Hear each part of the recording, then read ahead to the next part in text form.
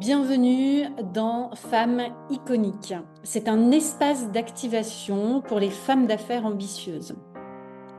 Je t'invite à prendre ce temps comme un temps d'introspection et d'écoute. C'est vraiment un espace d'activation où ça va venir ouvrir des espaces en toi.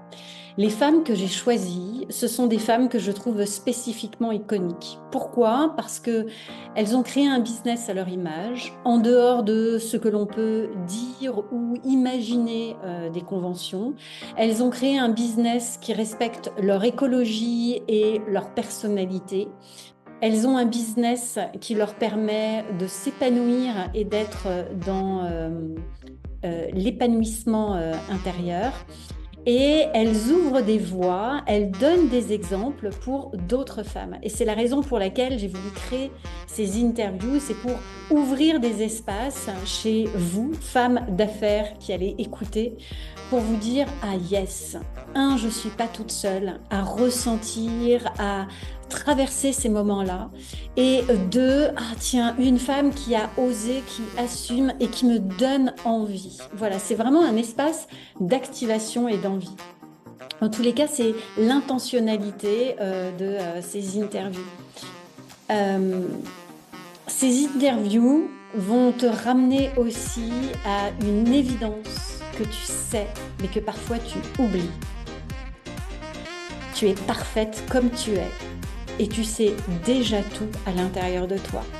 Tu vas voir, tu vas entendre ces femmes témoigner aussi de leur puissance, leur leadership vient du fait qu'elles assument pleinement qui elles sont à travers ce qu'elles sentent de juste pour elles. C'est vraiment un retour à ton mouvement intérieur pour arrêter le brouhaha du mouvement extérieur.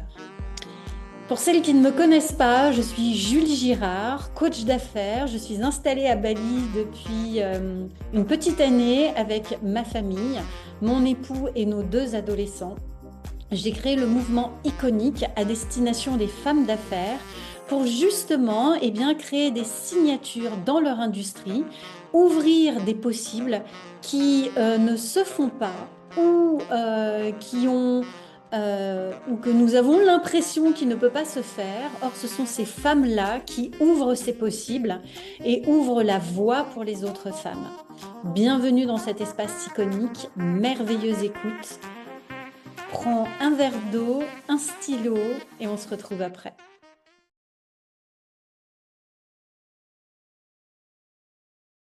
Yael, quel plaisir de t'accueillir dans ce podcast des femmes iconiques, interview de femmes incroyables, de femmes qui osent, de femmes qui créent des voies et qui montrent que tout est possible. Et vraiment, je suis vraiment ravie et honorée de t'avoir aujourd'hui avec nous. Eh ben, Julie, c'est un plaisir plus que partagé. Je suis tellement heureuse d'être là et vraiment, en plus, on se connaît en vrai. Tadam Bon. et, et je suis vraiment heureuse de vivre ce moment avec toi. Oh, génial, merci. Dis-moi, comment tu aimes être présentée? C'est une très bonne question. C'est pas toujours simple quand on est zèbre, caméléon avec multitâches, couteau suisse. Mais surtout, aujourd'hui, je me présente en tant qu'artiste, Ouais. stratégiste de branding et de marketing et directrice créative parce que, en fait, j'ai une vision en général quand les personnes viennent travailler avec moi, notamment par rapport à leur marque ou par rapport à quelque chose qu'ils ont envie d'amener dans leur identité. J'ai souvent une vision qu'elles n'ont pas encore. Et l'idée, c'est de leur permettre d'incarner cette identité à travers l'image, à travers leur message, à travers tout ce qu'elles créent, ces femmes, mais aussi ces marques. Et voilà, donc c'est ainsi que je me suis auto-proclamée metteur en scène créative, directive creator. Ah, génial, j'adore. C'est exactement ça.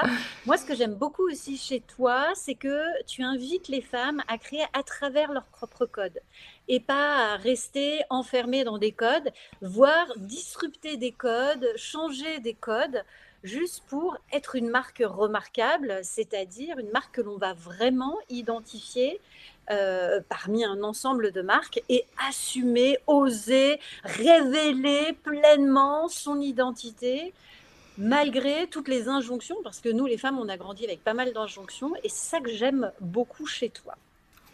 Merci. Et en fait, ma passion par rapport au travail de la marque, et en fait, pourquoi est-ce que je suis si investie dans permettre aux femmes de créer leur marque, c'est parce que pour moi, la marque, ça crée comme une sorte de distanciation. C'est-à-dire, vraiment, moi, je viens du théâtre aussi, donc de la scène, j'ai fait beaucoup de scènes, beaucoup de musique.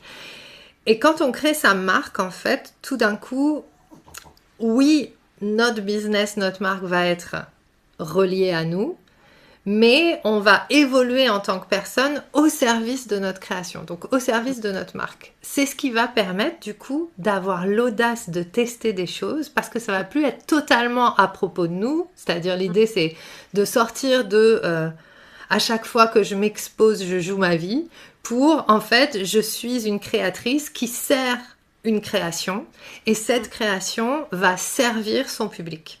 Et du coup, d'avoir ce cheminement-là et cette vision-là, c'est ce qui va permettre à des femmes, des entrepreneurs, d'utiliser leurs ombres, donc d'utiliser tout ce qui peut être compliqué, tout ce qui a pu être difficile dans leur vie, au service comme levier vraiment cette marque. Et tout le travail qui me passionne le plus, moi, c'est vraiment comment on fait la paix avec son histoire à travers ce qu'on est venu créer et comment on se souvient aussi que il n'y a pas de hasard à notre incarnation et que tout ce qu'on a vécu peut prendre une tonalité différente et peut changer le monde, peu importe ce qu'on a vécu, à partir du moment où on choisit de donner du sens. Et un sens qui va servir la contribution. Donc c'est ça, et moi en fait, après, le côté qui m'intéresse, c'est plus le côté fun, c'est comment on amène du fun dans la vie, comment on amène aussi de la beauté, de la poésie. Il ne s'agit pas d'être tous comme moi, c'est ce que j'appelle la marque culte. Comment est-ce qu'on devient culte, c'est-à-dire comment est-ce qu'on crée quelque chose dont tout le monde pourra se souvenir, même dans 50, 100 ans, 1000 ans, 2000 ans. Donc, c'est trouver ton culte, en fait. Qu'est-ce qui, chez toi, fait la différence et que tu vas pouvoir infuser et qui va pouvoir servir le monde. Waouh, c'est génial. Et ça, c'est hyper important parce que, effectivement, pour accompagner aussi des femmes dirigeantes, parfois, elles n'osent pas s'exposer parce qu'elles ont l'impression qu'il faut qu'elles se vendent, qu'elles se mettent en avant. Et du coup, c'est hyper intéressant ce que tu dis. Et c'est pour moi clé de dissocier la dirigeante de la marque, qui, parfois, la dirigeante va se mettre en scène, jouer des choses. Moi, tu vois, par exemple, dans ma marque, je mange des macarons, alors que dans la vraie vie, je n'en mange pas. Mais c'est hyper J'adore. intéressant, justement, de sortir de ça et d'incarner cette marque. Et puis, parfois, il y a eu aussi tout un amalgame parce que dans le marketing, on a dit, il faut incarner sa marque personnelle, il faut vraiment que tu te mettes en avant. Et ça a créé un espèce d'amalgame où, du coup, la femme n'ose pas communiquer ou prendre sa place sur le marché parce que, justement, il y a cette distorsion, quoi. Donc, merci, c'est ça que tu viens amener. Ouais, exactement. Et ce que je trouve très intéressant, parce qu'on travaille aussi avec les marques personnelles, mais en fait, quand tu comprends que même si ta marque personnelle porte ton nom, c'est quand même pas toi, ça Exactement. change tout. En fait, Ouais, c'est pas parce que quelque chose porte ton nom que c'est toi, en fait. ouais. Coco Chanel, elle n'est plus là, et en fait, c'est une partie d'elle, c'est son héritage. Mais aujourd'hui, en fait, la marque peut vivre sans Coco Chanel, et elle peut même évoluer sans Coco Chanel, en fait. Carrément. Donc, Ouais. du coup, et du coup, c'est aussi ce qui fait que, même pour une marque personnelle, moi, ce que j'aime bien me dire, c'est en tant que créatrice, je suis l'égérie de ma marque. Donc en fait, je peux incarner, comme tu le dis, n'importe quel rôle à partir du moment où je sais ce que je sers. Et je pense que l'amalgame, elle vient souvent de quelque chose, et c'est aussi quelque chose qui me passionne tellement, de tous nos systèmes de protection, donc de notre ego qui croit qu'on est ce qu'on fait. En fait, on est élevé dans une société qui nous dit, on n'existe que si on fait. Mm. Et donc, on va forcément, on va continuer à amalgamer, comme tu le dis, quand on va créer notre marque, on se dit, bah oui, mais notre marque, c'est nous, parce que je suis ce que je fais. Bah non. Et en fait, cette idée aussi de se vendre, quand tu comprends qu'en fait, c'est jamais toi que tu vends, c'est un produit que tu crées, déjà. Et même si c'est l'offre de ta vie, même si c'est un truc enfin, moi, j'adore ce que je fais, c'est toute ma vie, je suis à fond et tout. Mais je sais que c'est pas moi que je vends, en fait. Et du coup, c'est aussi collectivement. Ouais. C'est important aussi de comprendre, parce qu'en plus là, on enregistre juste après la Journée internationale du droit des femmes. C'est aussi important de comprendre qu'on porte tellement de blessures collectives, de vastes fumisteries collectives aussi en nous, hein, que une femme, si elle veut gagner de l'argent, si elle s'expose, si machin, c'est une prostituée. Si elle monte son corps, c'est je sais pas quoi. Et donc... il y a ça aussi, et c'est de comprendre, et moi ce qui aide beaucoup mes clientes, et ce qui m'aide aussi beaucoup, c'est de me dire, bah, à chaque fois que j'ose m'exposer, je transforme le paradigme de la société parce que je sais que c'est pas moi que je vends. Exactement. Waouh, c'est puissant ça. Ça, merci. Je pense que c'est un beau cadeau aussi pour celles qui nous écoutent de vraiment, bah, justement, partir sur cette intentionnalité et puis nettoyer tout cet égrégore, voilà, qui est tellement présent, voir quand tu gagnes plus d'argent que ton conjoint, mais ça va, tu le vis bien. Et c'est pas une question qu'on pose à un homme. Par contre, c'est une question qu'on va poser à une femme. Donc, Carrément. du coup, tu nous en as parlé, mais je voudrais bien que tu reviennes dessus. C'est quoi qui te met en feu tous les jours pour justement nourrir Cultissime? Bah, c'est de me dire comment aujourd'hui je vais pouvoir apporter quelque chose qui va changer la vie ou qui va changer la perspective d'une de mes clientes.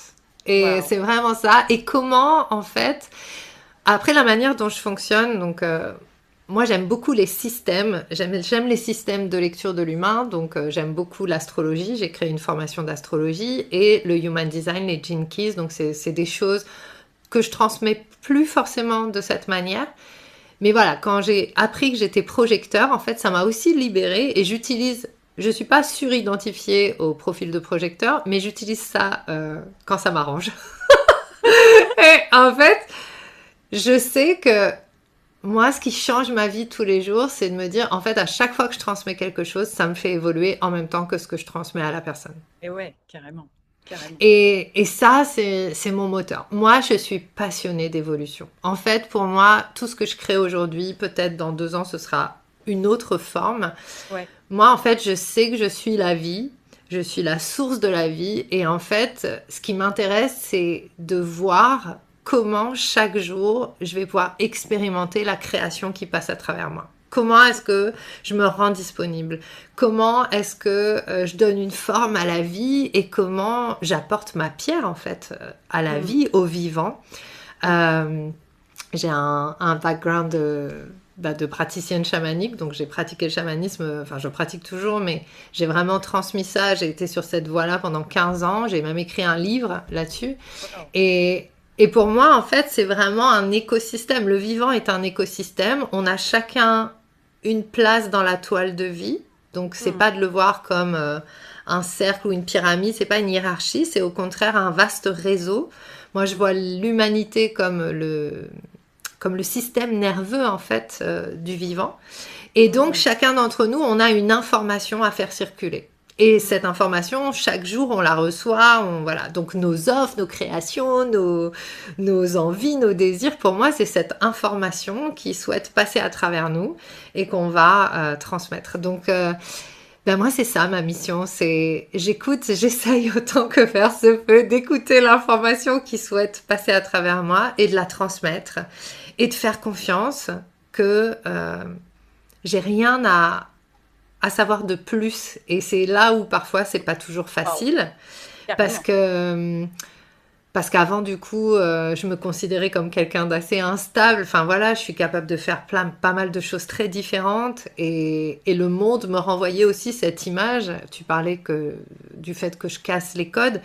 Ça n'a pas été facile parce que le monde me renvoyait l'image que je savais pas vraiment ce que je voulais, que j'étais un peu trop instable, un peu chaotique, un peu diffuse.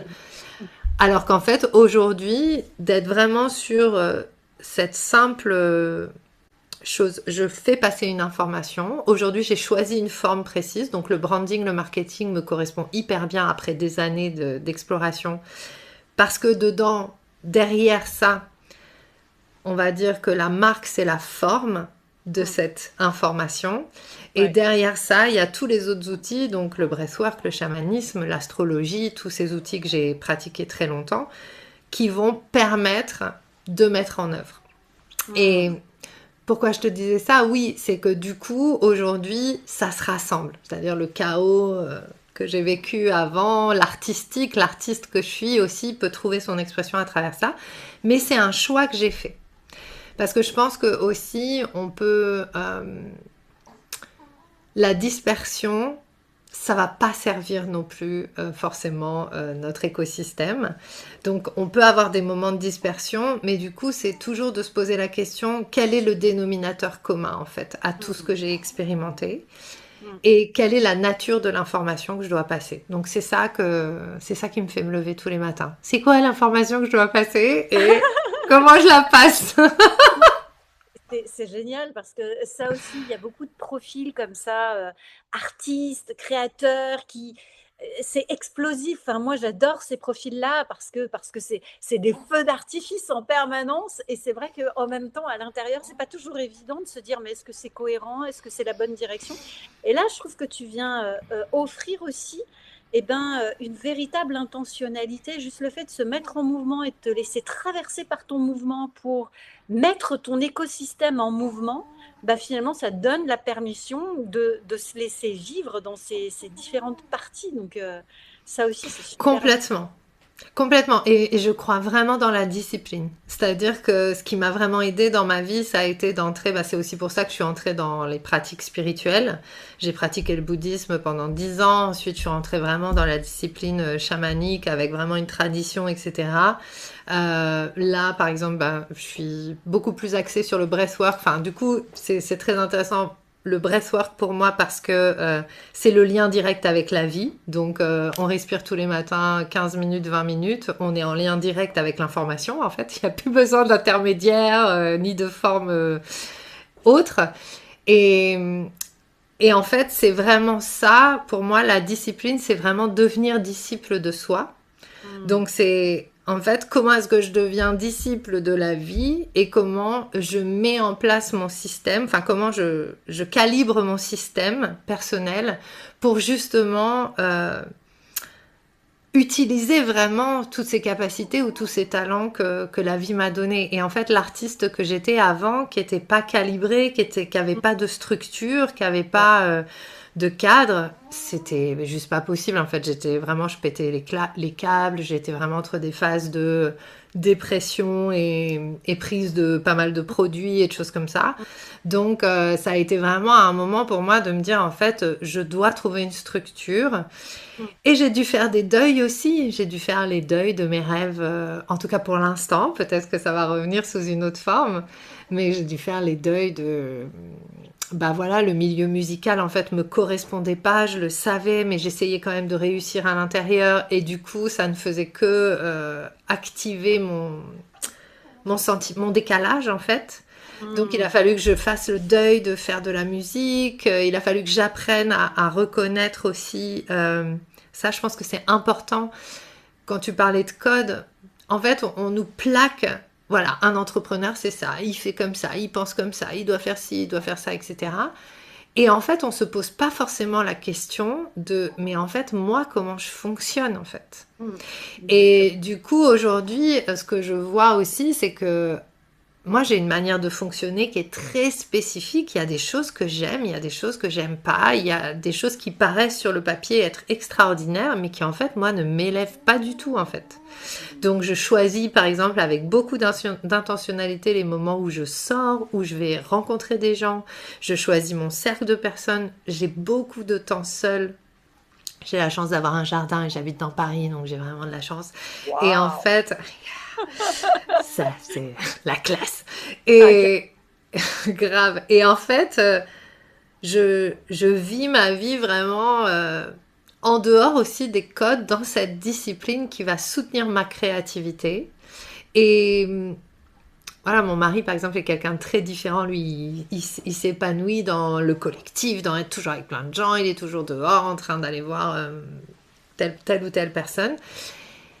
Et moi, en fait, ça, c'est pas quelque chose qui va nourrir mon business, par exemple. C'est pas quelque chose qui va nourrir ma contribution. Hmm. Voilà. Donc, pour moi, la discipline est importante, ouais.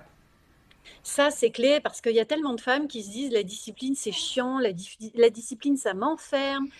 Et notamment sur des profils, là aussi, artistiques, créatifs. En fait, c'est une structure, un cadre. D'ailleurs, je me souviens, moi, j'ai été instit. C'est mon téléphone qui est tombé. Il est d'accord. J'ai Je été suis instit d'accord. et en fait, on s'est aperçu que les pédagogies qui n'avaient pas de cadre, eh bien, créaient des individus qui n'arrivaient pas à se structurer. Et Mais grave. parfois, il vaut mieux trop de cadres, mais une certaine rigidité, que pas du tout, parce qu'en fait, la personne n'a pas de repère.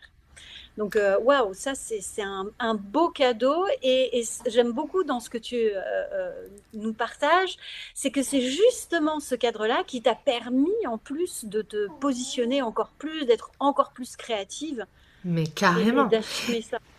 Et en fait, j'ai même envie de te dire que ça, c'est toute la base de ma méthode. C'est-à-dire, moi, ma méthode, c'est de prendre le contre-pied de tout Hmm. ce que tu crois que tu dois faire. Donc, c'est-à-dire, par exemple, moi, en 2005, j'ai rencontré un livre. Enfin, je pratiquais le bouddhisme, j'ai entendu un message, je suis allée dans une librairie, j'ai trouvé un livre, The Artist Way, Libérer votre créativité de Julia Cameron, qui est un livre très connu. 2005, je lis ce livre, elle dit écrivez tous les jours pour libérer votre artiste intérieur. Et ça fait 21 ans que j'écris tous les jours en fait. Et que je Waouh, libère mon artiste intérieur. Et en waouh. fait, à partir de ce moment-là, en fait, j'ai commencé à trouver une vraie liberté. Et Hmm. du coup, oui, il y a cette idée. En fait, tout, toute la manière dont on conçoit la vie, c'est en fait des idées qu'on a reçues de l'extérieur. Donc si on Exact. les met pas en question, Ouais. en fait, on vit des trucs qui sont faux. Par exemple, bah, ce qu'on disait tout à l'heure, se vendre. Est-ce qu'on doit Ah se oui. vendre? Et par rapport aux artistes, genre l'artiste va être inspiré. Mais en fait, l'inspiration, ça se crée au quotidien. Bah oui, c'est En ça. fait, si t'écris tous les jours, t'as plus de chances d'avoir plein d'idées que si t'écris Euh, pas et que t'attends qu'un jour le livre te tombe tout cru sur la ouais. tête. Et donc ça, c'est hyper intéressant parce que c'est un muscle. La création, c'est un muscle. L'entrepreneuriat, c'est un muscle. Faire de la musique, c'est un muscle. Tout ça, être artiste, c'est pas juste il est né artiste. Oui, il est né avec des, on va dire, des auspices et des augures qui sont Oui, bénéfiques au fait qu'il soit artiste, mais s'il connaît pas, s'il sait pas bosser s'il ça. sait pas les répéter et s'il a pas un minimum de human skills pour être sur scène, ça va pas durer sur le long terme. Il s'agit pas d'être parfait, mais Mais il oui, s'agit de l'expérience. vraiment, voilà, et de mettre toutes les chances de son côté en fait. Moi, j'adore ça. Et du coup, dans le branding culte, c'est aussi ça. Moi, ce qui m'a le plus libérée dans mon parcours, c'est que en fait, et c'est aussi grâce à ça qu'on se connaît, si on va un peu plus loin là-dessus, moi, je vais là où mon ego me dit ne va pas là. Hmm. C'est-à-dire, dès que mon ego me dit ne va pas là, je dis ok, bah j'y vais, allez. Allez, j'y vais. Trop bien. Et c'est challengeant, Ouais. et c'est relou, et ça me fait passer par plein de choses. Et en même temps, c'est tellement fun parce Ben oui. que avant, je le prenais trop au sérieux. Je me prenais beaucoup au sérieux. Du coup, j'étais beaucoup dans l'ego, justement. Et maintenant, j'ai appris à reconnaître la voix de mon ego et en fait, je vois que c'est une voix qui cherche. J'ai vécu tellement de choses un peu compliquées que j'ai un ego très fort qui cherche à me protéger beaucoup. Donc, quand il me parle, je lui dis, bah non, en fait, on va aller là. On va On faire va un y truc, aller. tu vas pas aimer, mais ça va pas être très confortable, mais on va faire ça quand même. Tu vas voir, ça va être plus fun. Et en fait, après, l'ego se met sur les rails de Hmm. ça. Et c'est aussi grâce à mon ego que, en dépit de pas mal de hauts et de bas, j'ai jamais lâché l'affaire en fait. Waouh, génial. J'adore ça. J'adore. Et justement, dans ce que tu dis sur cette notion de talent, bah, il y a une étude d'ailleurs qui avait été faite autour de Mozart, où en fait, Mozart, il n'est pas né Mozart, il est né dans un environnement qui l'a Oui. stimulé avec son père, avec tout ce qu'il a pu entendre et tout ce qu'il a pu pratiquer, qui ont fait de lui justement bah, le génie qu'il est aujourd'hui. Mais il n'est pas né génie directement. Non, mais en fait, c'est aussi, je pense, avec tout ce qu'on découvre aujourd'hui et qui, moi, je trouve passionnant et dans l'entrepreneuriat aussi, et c'est pour ça que c'est important de créer des espaces à long terme, pour moi, c'est toute la neuroplasticité du cerveau, l'homéostasie, comment est-ce que, en fait, on transforme les chemins habituels du cerveau, comment on en crée des nouveaux, et quand on devient entrepreneur, enfin, pour moi, parce que dans les questions que tu m'as envoyées pour préparer le podcast, il y avait quel a été ton plus gros challenge de CEO. Ouais, ouais, Déjà, d'accord. je me suis dit, bah déjà, je sais pas ce que ça veut dire comme mot, CEO. Moi, j'étais artiste, j'ai jamais été Ok. entrepreneur. Et donc, Ouais, il a bugué. dans mon cerveau, quand je suis devenue entrepreneur, déjà, il y avait un truc, mais non, mais toi, t'es pas entrepreneur. Non, mais toi, t'es machin, donc tu vas jamais y arriver. Donc, en fait, t'as tout. Est-ce que tu veux apprendre? Bah non, je voulais pas apprendre parce que j'étais dans l'ego, j'avais des choses à prouver. Donc, mon plus gros challenge de CEO, bah, c'est que j'en étais pas une et il a fallu que j'apprenne ce que ça veut dire. Je suis pas la meilleure, je suis pas la plus parfaite en CEO love, mais, mais, mais du coup, ça m'a pris 4 ans de commencer à entrevoir que je ne savais pas. Ok. Tu vois, de me dire en fait, je sais pas, je dois apprendre et du coup de me baigner dans des tas et des tas d'environnements. Donc Ouais. d'être avec dans des groupes par exemple dans lesquels on partage aussi, d'être dans des masterminds, d'être avec d'autres entrepreneurs, de faire preuve d'humilité aussi. Ça a été un gros challenge pour moi, qui a toujours été sur scène, applaudi, tout ça. C'était pas si évident finalement. Donc voilà, ouais, ça a été ça mon plus gros challenge, c'était que je savais pas être entrepreneur et qu'il y avait tout un truc qui se racontait que je le serais jamais. Et au final, ben, un peu comme Mozart, je suis pas encore la Mozart de l'entrepreneuriat, mais j'ai bien l'intention de le devenir. Ouais, qu'est-ce que tu dirais justement par rapport à ce que tu ne savais pas de ce que tu sais aujourd'hui? Qu'est-ce que tu as ouvert comme espace justement sur le fait d'être vraiment une entrepreneur? Je crois que je sortais d'un espace musical où j'étais brillante. Hmm. Et ça a été difficile de me dire, en fait, là, je suis plus aussi brillante. Enfin, je suis brillante pour des choses, mais il y a des choses pour lesquelles je suis pas encore brillante parce que je sais pas comment ça marche. Donc, il a fallu que je me remette en état de étudiante, de student. Hmm. Hmm. Et comme je comprends les choses assez vite, je les comprenais très bien avec la tête. Donc, je suis arrivée tout de suite avec des coachs. Je me suis entourée quand même des meilleurs assez Hmm. vite. Des meilleurs coachs, des meilleurs businesswomen, etc. Mais ça, il y avait un endroit où ça descendait pas assez dans le corps. Hmm. Donc, ouais, ce que j'ai dû apprendre, c'est vraiment encore une fois accepter de recevoir des conseils de personnes qui étaient plus avancées que moi, sortir des projections. Il a fallu que je travaille aussi beaucoup sur, ben voilà, moi je viens d'un truc très middle class et je pense que ça joue aussi sur, ça a beaucoup joué sur mon mindset, un peu la mentalité de pauvre quand même. Donc déjà se mettre dans un état de, oui bien sûr j'ai envie de gagner plus d'argent, mais d'être vraiment dans l'incarnation de, en fait je gagne plus d'argent, oui j'ai le Hmm. droit de gagner plus d'argent, enfin tout ça ça prend du temps. Ouais. Et j'ai presque envie de te dire que c'est seulement maintenant où mon cerveau est enfin disponible, enfin mon système est enfin disponible à créer autre chose. Tu vois, ça m'a pris vraiment 4 5 ans de défaire, d'apprendre à m'aimer aussi.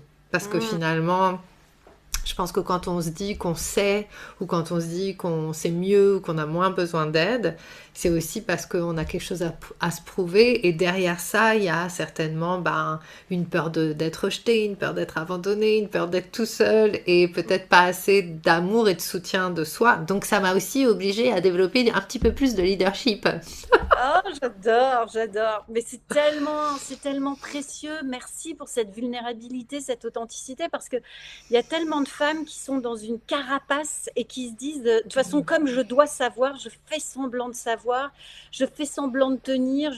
Et en fait, c'est quand on accepte de pas savoir, quand on accepte que, en plus, quand on a été brillant dans un domaine et qu'on découvre un autre domaine dans lequel, on comprend, enfin, on découvre.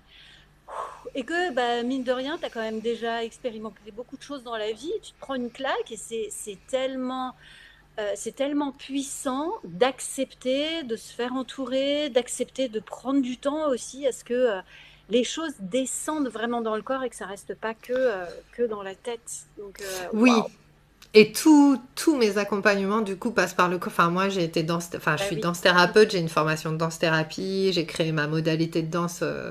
Après, ça, c'était dans ma vie de praticienne chamanique. Enfin, voilà, il y a eu pas mal de choses. Et aujourd'hui, le branding pour moi et le marketing et les ventes, enfin tout ce Mm. qui concerne la marque passe par le corps. C'est-à-dire, il n'y a pas un accompagnement où on fait pas du breathwork, où on va pas somatiquement défaire des choses, où il n'y a pas cet espace là, parce qu'en fait, finalement, on est toutes hyper intelligentes. En fait, on n'a Mm. pas de problème de cerveau, sinon on créerait pas ce qu'on est en train de créer. Donc en fait, on sait toutes comment faire. On sait appliquer des techniques de vente, on sait appliquer des stratégies. Mais je pense que le défi des femmes aujourd'hui, c'est justement de cesser de se laisser happer par le ressentiment, l'émotionnel, les choses qui sont derrière en background, et de justement notre super pouvoir, c'est ce qui nous fait le plus peur. Enfin, le Bah oui. plus en tant que femme, on va s'ouvrir à notre cœur, le plus les gens vont nous reconnaître. Et effectivement, c'est intéressant parce que moi, le plus je partage les choses qui sont les pires à propos de moi et le plus je suis cash, en fait, le plus je trouve ma manière de m'exprimer, le plus je trouve mes personnes aussi. Mm. Voilà, il y a les gens résonnent avec moi. Je suis pas pour tout le monde, c'est sûr, mais c'est ok. Et je suis pas là pour ça. D'ailleurs, ça ferait trop. Si j'étais Ouais. pour tout le monde, je pourrais pas tenir énergétiquement. Et en fait, et c'est ok. Et je trouve mon langage. Et en fait, ça ne fait que renforcer aussi ma confiance en moi. Finalement, le plus je partage. En fait, ce qui est très intéressant, et c'est le gros paradoxe, le plus j'accepte tout ce que je rejette de moi, le plus je trouve les leviers de marque de folie. Et ça, Génial. c'est génial en fait. Ouais, ça Tu c'est vois? génial. Ça, c'est génial. J'aime beaucoup parce que du coup, là, c'est évident que tu prends à contre-pied l'approche du branding et du marketing et qui permet finalement d'unifier complètement la personne, de s'assumer dans ses sa lumière, mais ses ombres. Et c'est aussi ces ombres qui fait que finalement, je deviens cultissime. C'est quoi justement la pire peur que tu as eue en tant qu'entrepreneur et comment tu as joué, dansé ou respiré avec? Ma pire peur d'entrepreneur, c'était la faillite. Hein. Ouais. La pire peur d'entrepreneur, c'était que ça marche pas. Et puis du coup, j'ai fait faillite. Alors, j'ai pas fait faillite. Si, au niveau argent, il y a eu un moment où vraiment je suis passée de. J'ai gagné 100 000 € en l'espace de 6 mois à. En fait, je peux pas tenir le Wow. truc parce que ça m'avait demandé beaucoup. J'étais pas encore. Justement, j'étais pas encore calibrée à ça. Donc. J'avais mis beaucoup, beaucoup la pression et ça a marché. Et en fait, quand ça a marché, tout mon système, il a fait Mayday, on va pas pouvoir tenir. Et donc, j'ai saboté le truc. Et derrière, ça a été vraiment dépression et... Enfin, dépression. Moi, j'aime bien la dépression parce que finalement, Mais non, mais la dépression, c'est ce qui vient après la pression. Donc, Ouais.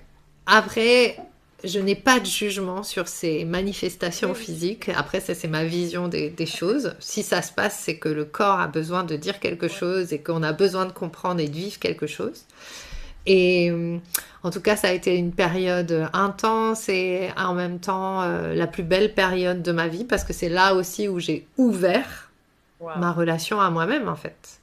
Mm. Parce que finalement, je ne faisais que me définir Et oui. par le nombre de personnes dans la salle, l'applaudimètre, l'argent que j'ai sur mon compte, combien il y a de personnes dans mes accompagnements, combien il y a de personnes qui viennent à mes cérémonies. En fait, c'est tout était sur le nombre, sur des chiffres, sur l'extérieur.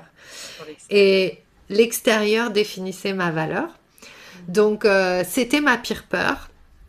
Et l'autre pire peur, c'était aussi du coup, qu'on dise que je devienne, que je suis manipulatrice, que je suis un gourou, que je suis machin. Donc ça, bah évidemment, c'est arrivé aussi, à peu près en même temps d'ailleurs, Ah, excellent. où quelqu'un m'a envoyé toute sa communauté pour dire ô combien je ne me prenais pas pour je sais pas quoi, et ça m'a mortifiée. Donc ça a aussi ajouté au fait que je suis allée dans la spirale descendante. Mais du coup, faire la somme de toutes ces peurs et y plonger, ben finalement c'est ce qui m'a rendue beaucoup plus forte, beaucoup plus légère. En fait, je pense que j'étais trop tournée sur mon nombril aussi. Du coup, ça m'a permis aussi de me lâcher la grappe et de me dire en fait, je suis là pour quelque chose qui doit me faire du bien. Et si ça me fait du bien, ça fera nécessairement du bien à mes clientes. Qu'est-ce que j'ai envie de dire? Qu'est-ce que j'ai envie d'apporter au monde? Donc, je suis revenue à ma base. Waouh. Et en revenant à ma base, et ça a été vraiment très très drôle, hein, il y a eu vraiment ce moment, je me souviendrai toujours, où j'ai dit à la vie, donc on était avec mon compagnon, on vivait en Thaïlande, c'était il y a 2 ans, on était dans notre salon, et là je dis à la vie, non mais là, vraiment, c'est plus possible, enfin c'est pas que c'est plus possible, mais là, ok, je lâche l'affaire, j'arrête de chercher à savoir, j'arrête tout, mais juste aide-moi, quoi. Dis-moi, Waouh. montre-moi, etc. Et la vie m'a dit branding et marketing. Et j'ai tellement éclaté de rire parce que c'est pas du tout, c'est pas du tout, ce n'est pas du tout au départ mon expertise. Et en fait, je me suis rendu compte que j'avais toujours, c'est là, je m'éclate grave. Bah ouais, mais ça se voit, ça se voit. Ta com, elle est extraordinaire. D'ailleurs, on mettra tes liens en dessous, mesdames. Je vous invite à Yes. aller voir sa com. J'adore, j'adore. Mais c'est beau ce que tu dis parce que là aussi, dans notre culture française, quand il y a un échec, quand il y a une faillite, et en fait, en vrai, ça arrive tellement dans la vie entrepreneuriale, Mais bien sûr. c'est mal vécu, c'est dramatique, c'est honteux, faut pas en parler. Et il y en a beaucoup qui n'arrivent pas à remonter après le fait de dépressuriser, de lâcher la pression. Parce que comme tu viens de le dire, et ça, celles qui nous écoutent et qui vivent des passages comme ça, bah, écoutez comme c'est beau, parce que derrière, il y a un cadeau extraordinaire. Et ça, moi, je suis à Bali. À Bali, on est dans une culture anglophone. Et à Bali, en fait, se planter, tomber, ça fait partie de la vie, en fait. On n'apprend pas Mais à marcher carrément. comme ça. Et Mm. c'est même une source de réussite en disant, attends, toi, tu t'es planté combien de fois? Ah ouais, alors toi, franchement, t'es fort, quoi. Parce que si tu t'es planté 4 ou 5 fois et que t'es toujours là, waouh! Et donc, Exactement. ça, c'est un beau cadeau. Vraiment, merci. Et je trouve ça super parce que tu vois, en ce moment, c'est très intéressant parce qu'en ce moment, du coup, je suis dans un programme que je suis d'une de mes mentors américaines et j'ai décidé, en fait, c'est venu comme justement, le message, comme dit au début du podcast, le message a été, tu vas transmettre ces enseignements-là, mais en français. Donc voilà, il y avait voilà, ça s'est fait comme ça, on va dire. Et justement, hier, un des audios, donc que j'ai retransmis en français, etc., parlait exactement de ça, de la différence. Et donc, j'ai fait tout un audio que moi, j'ai repris de ce qu'elle disait. Elle associait ça plutôt aux différentes classes, c'est-à-dire le middle class, en fait, quand on investit dans quelque chose ou quand on crée quelque chose qui ne marche pas, on se dit qu'on a perdu.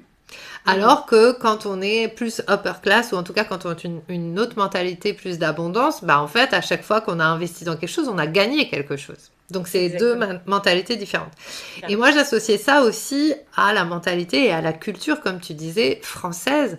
Dans la culture française, bon, ça, c'est un peu mon hypothèse. Moi, je viens de Normandie, donc j'ai une grand-mère qui faisait des faux papiers pendant la Seconde Guerre mondiale. J'ai grandi et j'ai été vraiment pétrie de le débarquement, la Seconde Guerre mondiale, le débarquement, tout ça. Et en fait, j'ai une théorie qui est qu'en fait, le fait que la France ait perdu la Seconde Guerre mondiale, parce que c'est la réalité, c'est qu'on a perdu la Seconde Guerre mondiale et qu'on a quand même été à 2 doigts d'être... On a été collabo en plus. Donc il y a vraiment le gouvernement a collaboré à quelque chose qui était quand même inadmissible. Et je pense que ça nous a laissé une mentalité de loser en fait. Tout simplement. Ouais, et en fait, le fait aussi que il y a ce truc à l'américaine où les États-Unis, c'est quand même un continent. Nous, on est un vieux continent aussi. Et les États-Unis, c'est un continent nouveau. Les gens qui sont partis là-bas, ils sont partis déjà en mode, on sait même pas si on va arriver jusqu'au bout, en fait. On y va, on a des rêves, on y va. Et il y a cette mentalité-là. Bon, après, il y a plein d'autres choses, évidemment. Mais malgré tout, le tout est possible, simplement vient du fait qu'à un moment donné, il y a des gens qui ont traversé un océan sans savoir qu'ils allaient pouvoir arriver au bout et ils y sont arrivés et tout est possible effectivement. Le système bancaire n'est pas le même, la vision de l'argent et la vision du crédit n'est pas la même. Donc forcément, nous ici... on investit dans quelque chose que si c'est une maison, par exemple. Mais investir dans un accompagnement, tout de suite, c'est on doit avoir des garanties, faut être sûr que ça va avoir un retour sur investissement, etc. Donc ça, c'est très intéressant. Moi, j'ai pas cette mentalité-là, pour le coup, mais j'ai toujours investi, je suis toujours allée à fond. Et en même temps, en background, j'avais quand même ce truc de « mais je vais pas y arriver ». Donc, dans le travail que je fais aussi, il y a cette dimension-là. Pour moi, c'est comment on clean les vieilles histoires et comment, en fait, on se reconnecte. Parce que c'est ça, finalement, que toi, tu fais et qu'on fait toutes dans nos business, mais que parfois on oublie, c'est le cœur du cœur, c'est quoi? Au service de quoi on s'est incarné? Au service de quoi on est né? Qu'est-ce qu'on va faire pour changer le monde? Si ce n'est pas assez excitant, c'est que soit c'est pas assez grand, soit c'est pas le bon truc. Et donc, parce que quand tu es connecté à ce truc hyper excitant, parce que tu sais que tu vas te lever le matin, justement, tu vas partager ton truc et ça va changer quelque chose, en fait, c'est tout bénef, tu n'auras pas de mal à investir, tu n'auras pas de mal à te relever quand tu vas te planter. Enfin, moi, voilà, comme je dis souvent, j'ai un chihuahua derrière, là. Je suis comme un chihuahua enragé, c'est-à-dire si ça marche pas maintenant, voilà, je pleure un bon coup, je déprime peut-être 2-3 semaines et après je me dis allez, quelle nouvelle idée je vais pouvoir mettre en place. Oui, puis tu apprends toujours quelque chose en fait. Oui. Parfois, ça va plus avancer sur le plan perso, ça va plus avancer dans la com mais il se passe toujours quelque chose. Bien sûr. Quel a été, donc tu te fais aussi accompagner et ça c'est aussi pour moi justement un garant de je reste pas toute seule dans mon truc, j'ai compris que c'est la connexion, le challenge et puis parfois juste le fait d'être inspiré par quelqu'un d'autre. Ça a été quoi la conversation avec une coach, un mentor qui t'a le plus ouvert et inspiré? Il y en a plein. Mais je crois que c'était pas forcément une conversation. Donc, toi et moi, on s'est rencontrés à Leader d'Elite Live et à cet événement donc de notre mentor, Olivia. Et Olivia Victoria Sotro, donc leader d'élite, était à organiser cet événement et j'étais MC de l'événement. Donc j'avais vraiment la chance d'être en backstage. Et ce que j'ai adoré et qui a peut-être été à la fois le plus challengeant pour moi et en même temps qui a été vraiment un switch, c'est le samedi soir, le deuxième jour ou je ne sais plus quel jour, elle vend son accompagnement. Donc le Master Queen, dans lequel nous sommes toutes les deux. Et en fait, donc moi je suis là pour soutenir son événement puisque je suis MC et je vois qu'elle vend son événement et je sens les petits tiraillements à l'intérieur de me dire putain, elle vend son événement et elle adore, elle a l'air de s'éclater et en même temps je vois moi que ça me tiraille un peu, je me dis je pourrais jamais faire ça, c'est pas du tout voilà, je commence à entendre mon ego justement qui dit non mais moi c'est pas comme ça, voilà. je connais bien, donc souvent je n'écoute pas mais j'entends quand même. Ouais. Et puis l'événement se termine, donc tout le monde s'en va, et elle vient me voir avec ses yeux comme ça, à la fin de... Enfin voilà, tout le monde était parti, et elle me regarde comme ça avec les yeux, mais comme une, je dirais, une petite fille, et en même temps une nana trop contente, et elle me regarde, elle me dit, t'as vu comment j'ai vendu? Et elle a fait comme ça. Et en fait, là, je lui dis, je crois, mais moi, en fait, je crois que je pourrais jamais faire ça. Et elle me dit, mais en fait, c'est pas grave, moi, ça me fait kiffer. Et d'un coup, je me dis, mais moi, en fait, est-ce que ça pourrait me faire kiffer comme ça? Et en fait, j'ai émis à ce moment-là l'intention de changer ma relation aux ventes. Alors, peut-être, la forme sera pas forcément la même. Enfin voilà, on a toute notre signature. Mais ça a vraiment shifté quelque chose. Et finalement, ça a changé toute ma relation. J'ai commencé à avoir du discernement, à observer les techniques de vente, chose qui m'avait jamais intéressée avant finalement. Tu vois, j'étais plutôt genre, justement, j'étais dans un mindset, on va me vendre quelque chose. Alors attends, nanana, tu vois, est-ce que j'ai envie de l'acheter ou est-ce que j'ai... Et là, en fait, du coup, je me suis dit, tiens, mais je peux étudier. Et si j'étudiais en fait les techniques de vente? Du coup, ensuite, on est partis ensemble en Floride, donc j'ai étudié les techniques de vente. Là, en ce moment, j'étudie d'autres techniques de vente de d'autres personnes. Et du coup, là, je me suis dit, ben, finalement, là aussi, elle m'a permis de voir une ombre qui était en moi. C'est cette peur de vendre, c'est cette peur de partager mes offres, c'est la projection que je vais faire sur les gens qui font des millions et qui arrivent super bien à vendre leurs offres, parce que moi, en fait, ben, y a quelque chose qui me retient de vendre ce que j'ai envie de vendre à ma manière.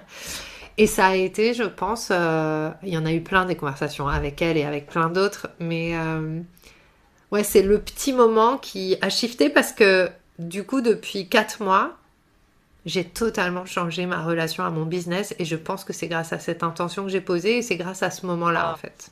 Waouh, génial, j'adore, j'adore parce que comment tu te laisses jouer, et tu nous en as déjà parlé, mais comment tu te laisses jouer avec ton ego, de dire, ouh là, ça crispe, bah justement, c'est intéressant, qu'est-ce que ça dit?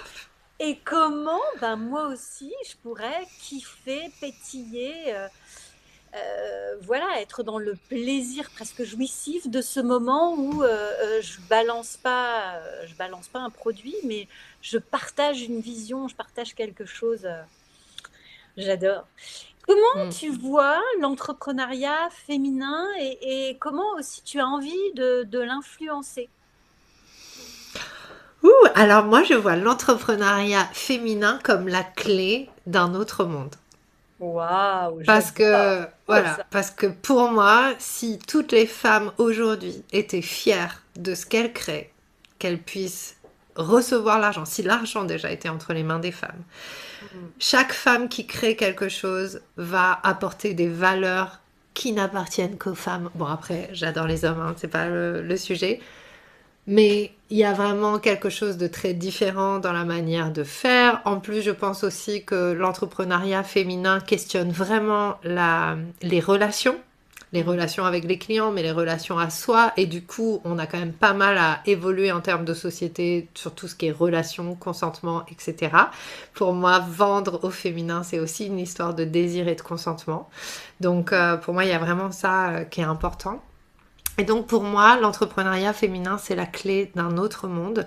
Si toutes les femmes entrepreneurs se donnaient la chance de vraiment réussir comme elles ont envie et d'impacter le monde positivement, mais il n'y a plus de missiles qui tombent, il n'y a plus de guerre qui se déclenche et on transforme aussi les petites filles, les petits garçons, on transforme leur vision du monde, on leur montre que c'est possible, on leur montre que tout est possible et on n'a pas besoin de passer par des crises humaines terribles pour ça en fait. J'adore cette vision du monde parce que oui, c'est exactement. Enfin, en tous les cas, dans le mouvement iconique, c'est la même chose. C'est pour moi la femme, c'est une source d'abondance, et du coup, eh bien, elle crée des légendes, elle crée des héritages parce que elle a cette vision long terme de je crée pas juste pour maintenant, mais je crée pour transmettre en fait, pour laisser la vie Grave. continuer de vivre derrière. Et ô combien on a une planète juste extraordinaire, Mais et grave! tellement Mais beau. Oh, j'adore, j'adore. oui, puis de se rappeler que ben l'information, c'est pas forcément celle qu'on croit. Encore une fois, je ne peux que vous inviter à respirer et à recevoir l'information directement du grand mystère, plutôt que de tourner encore et encore vers de la désinformation, en fait. Ouais. L'information est souvent créée pour maintenir les personnes, les populations dans une certaine vision de la vie. On utilise aussi l'histoire avec un grand H pour proposer une certaine vision du monde. Pour moi, c'est ni bon ni mauvais, mais en fait, la seule chose dont on a à se souvenir, c'est que il y a un soleil merveilleux, on a des jardins extraordinaires, on a des arbres, il y a des humains magnifiques, il y a des enfants extraordinaires, et on est là pour préserver ça, pour voir ça, pour nourrir ça. Carrément. Oh, j'adore, merci. Quel message aurais-tu envie, on arrive sur la fin justement de cette interview, quel message aurais-tu envie de transmettre aux femmes, aux hommes qui écoutent ce podcast? J'ai une phrase qui m'est venue ce matin et je vais faire un post là-dessus, mais je pense que c'est aussi la base de tout ce que j'ai créé jusqu'à présent. C'est si tu vois qu'il manque quelque chose, crée-le. J'adore. Voilà. Et ça veut dire derrière, donne-toi le pouvoir. Quand tu as une opinion sur quelque chose, tu te dis tiens là, moi je ferais pas comme ça, je ferais comme ça. Crée-le. C'est que ça manque en fait. Exactement. Exactement. Et j'aime beaucoup parce que du coup, ça remet l'individu dans sa responsabilité et dans son désir et sa capacité de créer, plutôt que de subir et de râler et d'être dans le manque. Il n'y a pas, bah non, c'est OK, let's go. Il y a une opportunité. Yes. Mais oui. Oh, génial. Merci beaucoup Ayel pour ton temps, pour cette énergie de passionné. J'adore ton énergie. En dessous de la vidéo, on remettra de toute façon tous les liens pour te retrouver, tes espaces du moment, tes espaces long terme, etc., tous tes réseaux sociaux. Donc, mesdames, messieurs, abonnez-vous à ces réseaux sociaux. Oui, merci à toi, merci pour ce bel espace. Je suis ravie d'avoir passé ce temps avec toi. Oh, génial. Merci, à très vite. À très vite. Merci d'avoir écouté cette interview de femmes iconiques. Cette conversation a certainement ouvert un espace en toi. Je t'invite à faire rayonner ton message. Déjà, à le communiquer sur tes réseaux en nous taguant et en nous partageant en quoi cette interview vient ouvrir, faire prendre conscience des choses dans ta manière de leader ton business, de diriger ton business et dans ce que cela t'inspire. Peut-être que il y a une vérité qui t'a traversé et que tu as envie de partager. Peut-être que tu as envie d'enclencher des actions. Et d'ailleurs, je t'invite à l'issue de ce partage sur tes réseaux de mettre en pratique quelque chose pour toi. Tu le sais, la transformation ne vient pas seulement de l'écoute, elle vient également du mouvement intérieur. Et une fois de plus, c'est l'intentionnalité de ces interviews.